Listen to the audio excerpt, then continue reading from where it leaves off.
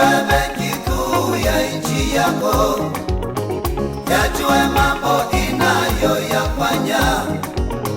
Ijue Benki Kuu ya Tanzania ipo kwa ajili ya maendeleo ya nchi yako. Benki Kuu ni mshauri, Benki Kuu ni mwandaaji.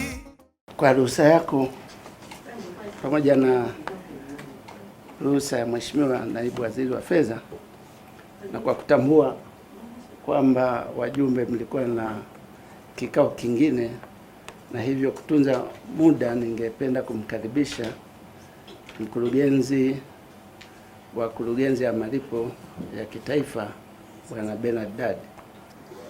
Sasa ujio wa simu, malipo kwa njia ya simu ndio uliotusaidia sana kupata njia mbadala na njia zingine za kufanya malipo kwa wananchi, malipo rasmi, tunaita formal payment systems. Zilikuwepo payment systems zingine, kwa mfano zile za kutumia mabasi na nini, lakini nadhani unajua riski zake zilivyokuwa. Unampa mtu akupelekea hela nyumbani hafikishi na vitu kama hivyo, lakini zilipokuja simu zimetusaidia sana kwa sababu ni rahisi kufika vijijini, ni rahisi kufika mijini kwa wingi ambao tunaita deepening.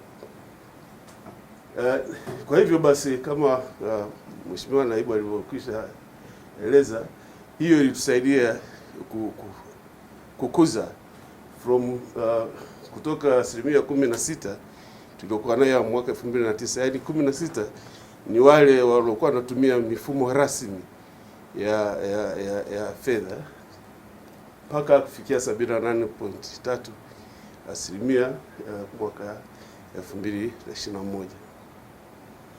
Idadi hii kubwa ilichangiwa na teknolojia kwa matumizi ya simu za mkononi ambazo pia sasa zilileta njia zingine au aina zingine za malipo, kwa mfano kulipa mishahara,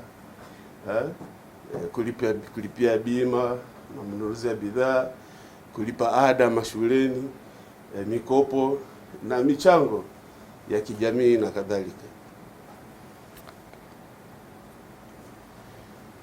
Na kuanzia mwanzoni wa mwaka 2019 Benki Kuu ikaanza kuona umuhimu sasa. Maana mwanzoni ilikuwa kama uko M-Pesa unaweza kumtumia mtu wa M-Pesa, kama uko Tigo Pesa unaweza kumtumia mtu wa Tigo Pesa.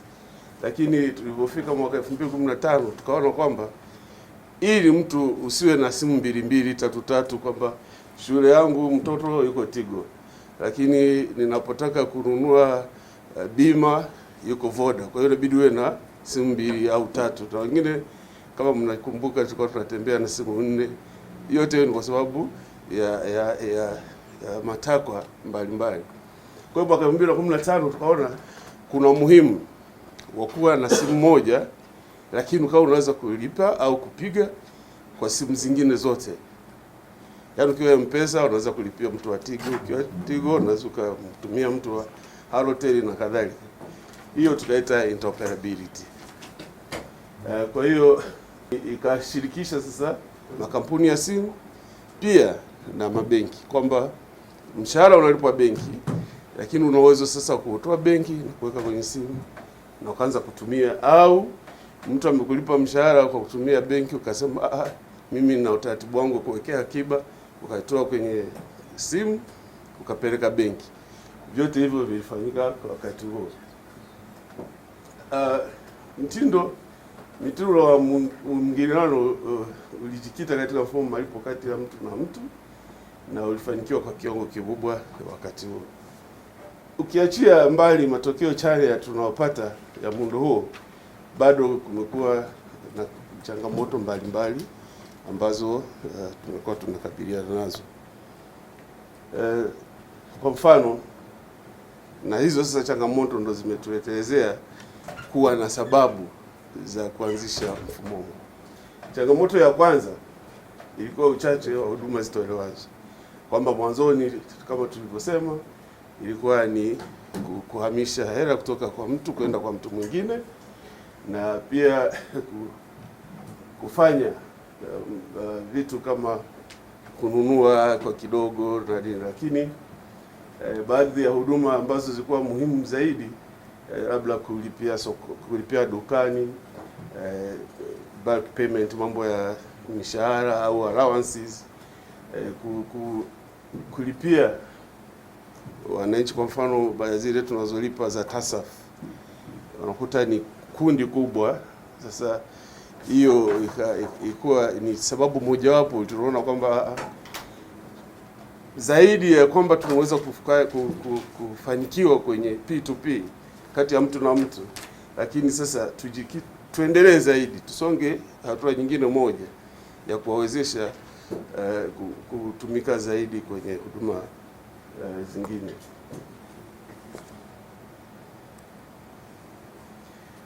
Sababu ya pili ilikuwa ni mahitaji makubwa ya ukwasi kwa watoa huduma. Mwanzoni kama nilivyosema, sawa, tulikubali kwamba unaweza kutoa hela kutoka M-Pesa kwenda Tigo au kutoa Tigo ukapeleka Halotel na kadhalika, lakini ilikuwa ni on bilateral basis, yani ni mtoa huduma mmoja na mwingine mnakubaliana hivyo. Kwa hiyo kwa watoa huduma 6 tulionao sokoni ambao wanatoa huduma za fedha kwa njia ya simu, ilibidi kila mmoja akubaliane na mwenzake watano, na hiyo hivyo. Kwa hiyo matokeo yake inabidi sasa, kwa sababu zile transactions, ile miamala iko prepaid, yani lazima uwe na hela kwenye simu ndio uweze kulipa, badala ya kusema unaweza ukatuma alafu baadaye ukapata overdraft na kadhalika. Hii ni prepaid. Kwa hiyo inabidi sasa yule mtu wa huduma mmoja aweke hela kwa watu wa huduma wote, ili ambao watakuwa sasa wanahudumia miamala yao. Yaani kama wanatoa hela kutoka Tigo kwenda M-Pesa, lazima Tigo awe na hela M-Pesa ili iweze kuhudumia wale wateja wa Tigo, lakini wanaotumia kumtumia mtu wa M-Pesa. Kwa hiyo basi ikaleteleza kwamba kila kampuni inatakiwa iweke hela kwa mmoja mmoja. Sasa hiyo ni tunaita cost of funding ikawa iko juu. Kwa hiyo lazima na hizo charges ziweze kuwa juu ili kufidia hizo gharama.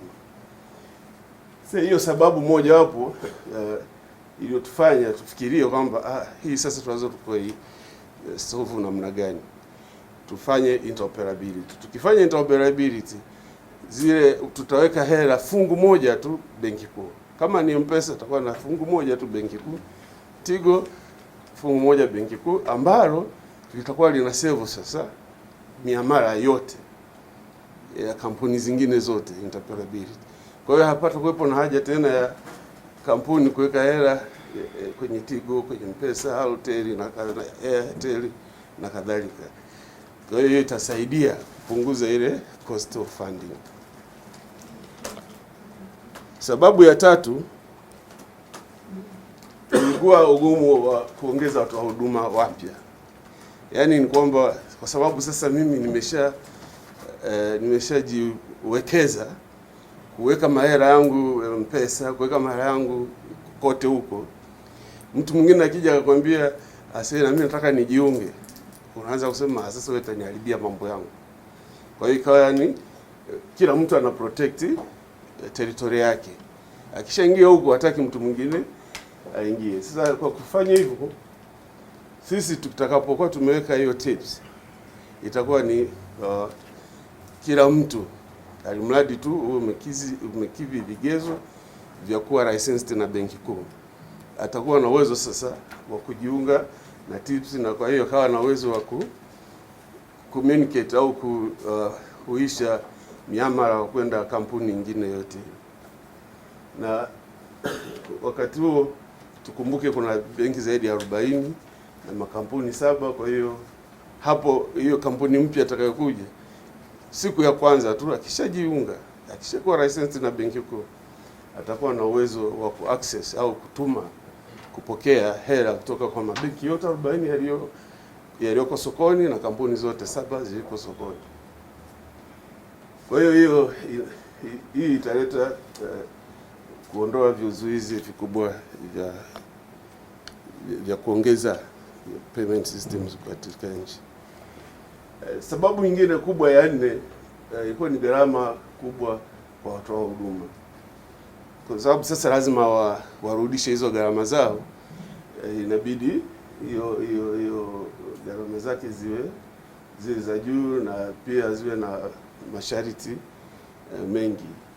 Kwa hiyo inabidi sasa, kwa mfano kama ni Voda na Tigo, masharti yao yawe tofauti. Kama ni Tigo na Airtel, masharti yao yawe tofauti. Hiyo inaleteleza gharama kubwa.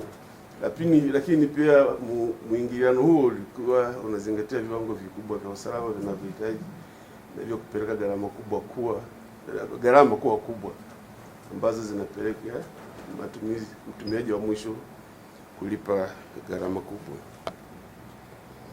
Sababu ya 5 ni changamoto ya upatikanaji wa taarifa. Mheshimiwa Naibu Waziri ameisema. Kwa sasa tunatumia data ambazo tunaita ni supplier side. Yaani ukitaka kujua ni miamala mingapi imefanyika kwa siku, inabidi waombe. Naomba Tigo anakupa, Voda anakupa, afu ndio sasa unaanza kufanya analysis. Sasa challenge ilikuwa, wengine ni wavivu, wengine kwa bahati mbaya, unaambiwa leo miamala ilikuwa milioni 1. Mwezi unaofuata nakwambia miamala ilikuwa 800,000. Sasa unajiuliza ndani ya mwezi mmoja zimeshukaje? Atupe sababu. Anaanza kukwambia samahani, ilikuwa era tu, imepanda, in fact imekuwa milioni 1. Kwa hiyo ile kuaminika kwa zile data inabidi sisi uzifanyie mchakato mrefu na nini kuhakikisha kwamba zimekidhi vitu tunavyohitaji. Lakini sasa kwa kuweka tips, ile miamala sitakuwa inapita kwetu. Kwa hiyo tutakuwa tuna uwezo wa retrieve wenyewe tu. Tukitaka kujua P2P kati ya miamala iliyotumika kutoka mtu kwenda kwa mwingine, tutajua miamala iliyotumika kununua bidhaa, tutajua. Kwa hiyo hizo data, hizo takwimu zitakuwa tunazipata kwa haraka, na hivyo kutusaidia kufanya maamuzi au maelekezo mengine na mipangilio ya shughuli za serikali. Sababu nyingine ya kuanzisha TIPS ilikuwa katika uzoefu wa nchi zingine. Mfano, tulikuwa tunahitaji Tanzania, hatuishi kwenye kisiwa. Kuna watoto wanasoma nchi za nje, hasa kwa East Africa. Kuna watoto wanasoma Kenya, Uganda na vingine, na opposite pia ipo. Sasa kwa kutumia njia zingine zinakuwa ni za gharama, lakini tukaona kwamba sasa ni muhimu kuanza sasa kuongea na mifumo iliyoko kwenye nchi zingine za nje za East Africa na SADC, ndio ambako tumejikita zaidi kwa sasa hivi. Mifano ni Uganda, ni Airtel na MTN tu ndio tunaweza tukaongea nao, lakini wengine bado. Na pia hata wao wako kwenye taratibu za kuweka national suite badala ya kuwa na au wawili tu wanaointerpret. Lakini sababu nyingine tumejifunza, nchi kama Ghana, Nigeria, Afrika Kusini, Jordan, India, wote hao walishaweka national switches kwa ajili ya ambazo ziko sawa na TIPS, lakini of course zimekuwa customized kwa kila nchi kulingana na mazingira ya nchi yetu. Sababu ya mwisho ilikuwa mahitaji ya ukanda wa nchi za Afrika Mashariki. Kwenye East Africa Community tukakubaliana kwamba ili tuwe na interoperability ambayo ni smooth kwa East Africa yote, kuliko tunarudi kama vile tulivyokuwa mwanzo, kuliko Tanzania iongee na Kenya, Tanzania iongee na Uganda, Tanzania iongee na Rwanda na kadhalika, tutengeneze switch, regional switch. Sasa regional switch Hatuwezi kuisema kila kampuni sasa mojawapo na yenyewe MTN, Tigo nani wajiunge kwenye hiyo regional switch.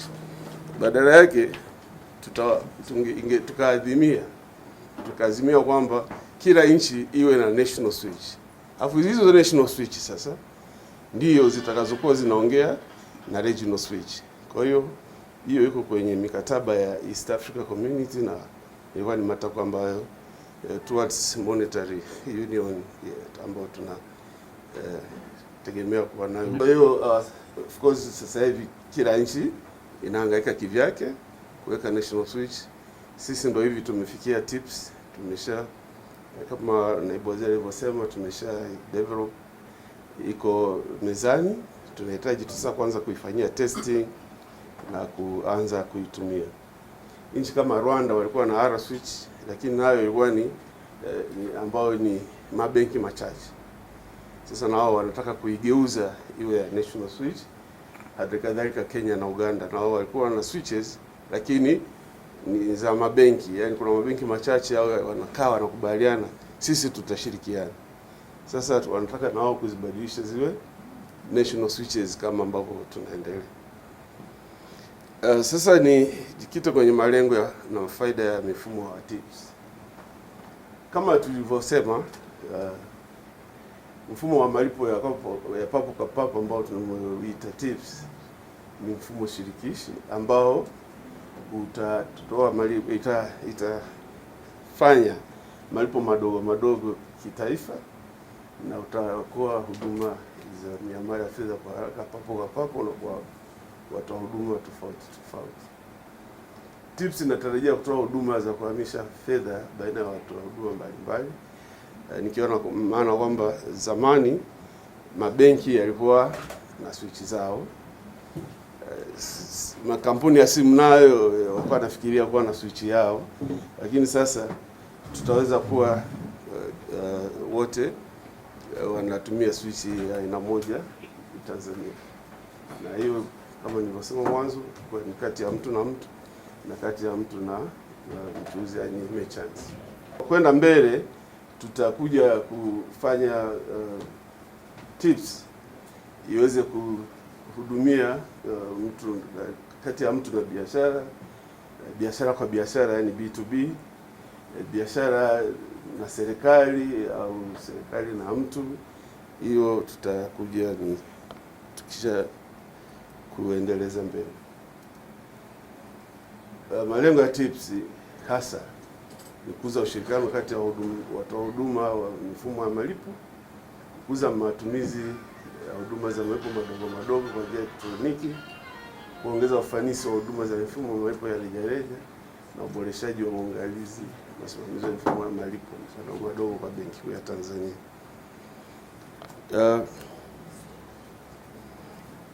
Manufaa yatakayotokana na uundwaji wa TIPS, kwanza ni kukuza huduma jumuishi ya fedha, financial inclusion. Tunategemea kwamba kwa sababu sasa utakuwa ufikiri kwamba mpaka niwe na M-Pesa, mpaka niwe na Tigo Pesa nini. Wewe ukiwa na M-Pesa you can transfer au kufanya kazi sehemu nyingine wote, ile flexibility itafanya wananchi waweze kuitumia kwa urahisi zaidi.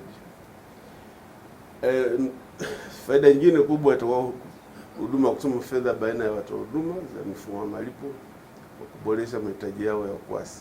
Kama nilivyoeleza, ule ukwasi sasa utapungua, hatutahitaji mara mingi kwa ajili ya kuhudumia miamala yetu, kupunguza matumizi ya fedha taslimu, kwa sababu sasa kama ukienda duka lolote, wewe ukiwa na Tigo sawa, ukiwa na M-Pesa sawa, itakufanya wewe unasema sasa kwa nini nihangaike kuhangaika na noti, naweza nikaibiwa, naweza nikafanya nini. Tunategemea itatusaidia kukuza matumizi, kupunguza matumizi ya fedha taslimu, na kwa mbele zaidi, yani future tutategemea kwamba sasa itatupunguzia gharama zote zinahusiana na uchapishaji wa noti na usambazaji pia na utunzaji wa noti kwa Benki Kuu.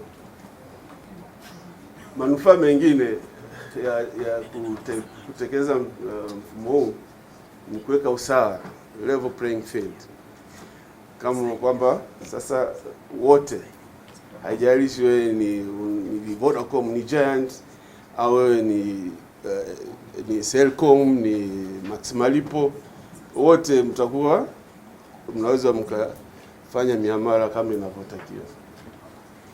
Pia tutaondoa vizuizi kama nilivyosema mwanzoni, tutaongeza uwazi kwenye makusanyo na mapato ya serikali, na hivyo kuweza kuwa na kupanga mipango yetu efficiently zaidi, kuongeza uwazi, usahihi na uhakika wa taarifa tunazozikusanya.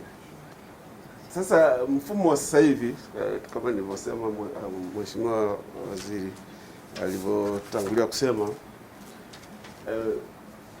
mfumo huu Benki Kuu na kushirikiana na idara zingine za serikali, TCRA, IGA, Wizara ya Mawasiliano na ICT na Ikulu, tumeweza kuunda mfumo huu, na sasa hivi tuko tayari uko mezani. Tunahitaji kuanza kufanyia majaribio, na kwa kuanzia tutaanza kutest, tunaita pilot test, ili tusije tukaingia na wote alafu tukaanza kupambana na matatizo mengi. Tutaanza na kampuni 5, mabenki 3 na mitandao ya fedha 2, ili tuangalie kama kuna matatizo tuyatatue, kama ni kuboresha zaidi tuweze kuboresha kwa muda kama miezi 3-4, halafu baadaye ndio sasa tuachie watu wote kujoin na huduma zetu. Na pia Benki Kuu itaendelea kuongeza huduma zingine. Tips kama nilivyoanza kusema mwanzo, tumejikita sana kwenye malipo ya kuhamisha malipo kutoka mtu mmoja kwenda mwingine, na pili kutoka kwenye kulipia bidhaa madukani na kadhalika. Lakini going forward tutaanza kujikita zaidi kwenye huduma zifuatazo: government to person, yani serikali kama inataka kulipa allowance zake au inataka kulipa chochote kile, tutaweza sasa ku facilitate ambao tunaita bulk payment. Person to be, yani person to business, na vice versa, person to G. Malipo ya ankara, yani tunavolipia DSTV, maji, umeme na kadhalika, tutaviingiza pia. Kikubwa zaidi ni P2P kimataifa, yani cross border transactions, tutaziingiza na kutoa na kuweka fedha. Hii nikiwa na maana kwamba kwenye kutoa na kuweka fedha utakuwa na uwezo wa kwenda kwa wakala yoyote yule. Whether wewe uko Vodacom, utaenda kwa wakala wa Tigo utapewa hela. Ukiwa Halotel utaenda kwa wakala wa Vodacom utapewa hela.